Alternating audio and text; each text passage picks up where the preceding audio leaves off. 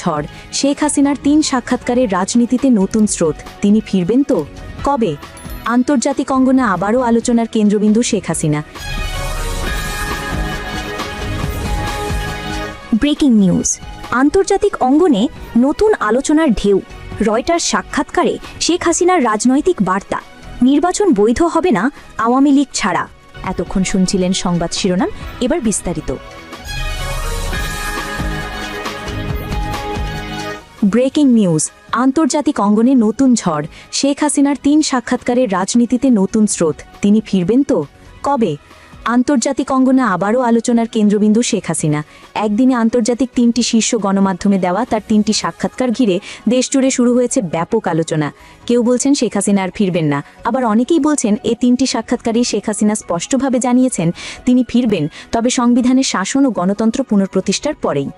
এই ৩ সাক্ষাৎকারে শেখ হাসিনা যে মূল বার্তাটি দিয়েছেন তা হচ্ছে বাংলাদেশের rule of law, constitutional order ও রেস্টোরেশন অফ ডেমোক্রেসি ছাড়া তিনি ফিরবেন না। তার ভাষায় এটা শুধু তার নয়, বাংলাদেশের গণতন্ত্র পুনরুদ্ধারের লড়াই। তাহলে শেখ হাসিনা কবে ফিরবেন, কিভাবে ফিরবেন? বিশ্লেষকদের মতে এই প্রশ্নের উত্তর লুকিয়ে আছে তার সাক্ষাৎকারগুলোর মধ্যেই। কারণ শেখ হাসিনা কোনোভাবেই বলেননি যে তিনি আর দেশে ফিরবেন না কিংবা তার পরিবার আওয়ামী লীগের নেতৃত্ব থেকে সরে যাবে। অথচ বাংলাদেশের কিছু সংবাদ মাধ্যম ও রাজনৈতিক বিশ্লেষক এমন ধারণা ছড়াতে ব্যস্ত হয়ে পড়েন যে শেখ হাসিনা নাকি স্থায়ীভাবে ভারতেই থেকে যাবেন। আসলে ৫ই আগস্ট যেভাবে সামরিক বাহিনীর তত্ত্বাবধানে শেখ হাসিনাকে দিল্লিতে পাঠানো হয়, তখনই অনেকে ভেবেছিলেন শেখ হাসিনা মাইনাস হয়ে গেলেন। কিন্তু ইতিহাস বলছে ভিন্ন কথা। রাজনীতিতে যেভাবে খালেদা জিয়া মুক্তি পেয়ে নীরব হয়ে গেছেন, শেখ হাসিনা তেমনটি করেননি, বরং দিল্লিতে গিয়ে তিনি দলকে সংগঠিত করার কাজ শুরু করেছেন। তার কথায় আওয়ামী লীগকে রাজপথে ফিরতে হবে, দলকে ঐক্যবদ্ধ হতে হবে, রাজনৈতিক প্রক্রিয়ায় সক্রিয় হতে হবে। তার সাম্প্রতিক সাক্ষাৎকারগুলোতেও শেখ হাসিনা একই অবস্থানে অনড়। তিনি বলেছেন অংশগ্রহণমূলক নির্বাচনের মাধ্যমে নির্বাচিত সরকার প্রতিষ্ঠা না হওয়া পর্যন্ত তিনি দেশে ফিরবেন না। যখন সাংবাদিকরা তাকে জিজ্ঞেস করেন নভেম্বর মাসে তার ফাঁসির রায় কার্যকর হতে যাচ্ছে, তিনি কি আদালতে হাজির হতে চান না, শেখ হাসিনার উত্তর ছিল পরিষ্কার, এটা একটা ক্যাঙ্গারু কোর্ট, অসাংবিধানিক সরকারের একটি রাজনৈতিক আদালত। তার মতে এই বিচার প্রক্রিয়া মূলত রাজনৈতিক প্রতিশোধেরই ধারাবাহিকতা, যা শুরু হয়েছিল ১৯৭৫-এর ১৫ই আগস্ট শেখ মুজিবুর রহমান ও তার পরিবারের হত্যাকাণ্ডের মধ্য দিয়ে। এই অবস্থান থেকে শেখ হাসিনা বারবার ইঙ্গিত দিয়েছেন যে তিনি যে পথে এগোচ্ছেন সেটা সুপরিকল্পিত রাজনৈতিক নকশা অনুযায়ী। তার কাছে সবচেয়ে গুরুত্বপূর্ণ বিষয় হলো দলকে পুনর্গঠিত করা। ছোট ছোট মিছিল, সংগঠিত পদযাত্রা, এসবের পেছনেই আছে আওয়ামী লীগের পুনরুত্থানের পরিকল্পনা। কারণ শেখ হাসিনা জানেন রাজনীতি মানে কেবল প্রতিরোধ নয়, ধৈর্য আর সংগঠনের লড়াই। ৭৫-এ বঙ্গবন্ধু হত্যার পরও আওয়ামী লীগকে শেষ ভেবে নেওয়া হয়েছিল, কিন্তু মাত্র ৪ বছরের মধ্যে ১৯৭৯ সালের নির্বাচনে আওয়ামী লীগের ২ ভাগ মিলে ৩০%-এরও বেশি ভোট পায় এবং ১৯৮১ সালে যখন শেখ হাসিনা নির্বাসন থেকে দেশে ফেরেন, লাখো মানুষ তাকে বরণ করে নেয়। সেই স্মৃতি এখনও তার রাজনৈতিক প্রতিপক্ষকে আতঙ্কিত করে রাখে। তাই অনেক বিশ্লেষকের মতে শেখ হাসিনা জানেন তার ফেরাটা শুধু বিমানে করে ফেরা নয়, এটা হবে রাজনৈতিক প্রক্রিয়ার মধ্য দিয়ে, আন্দোলনের ধারাবাহিকতায়, দলীয় শক্তি সঞ্চয়ের মধ্য দিয়ে। এই কারণেই দিল্লিতে থেকেও শেখ হাসিনা নিয়মিত দলীয় নেতাকর্মীদের সঙ্গে ভার্চুয়াল সভা করছেন। সম্প্রতি বিবিসি বাংলার এক প্রতিবেদনে বলা হয়, শেখ হাসিনা যখন ঝালকাঠির নেতাকর্মীদের সঙ্গে বৈঠক করছিলেন, ঠিক তখনই সামাজিক যোগাযোগ মাধ্যমে ছড়িয়ে দেওয়া হয় তার মৃত্যুর গুজব।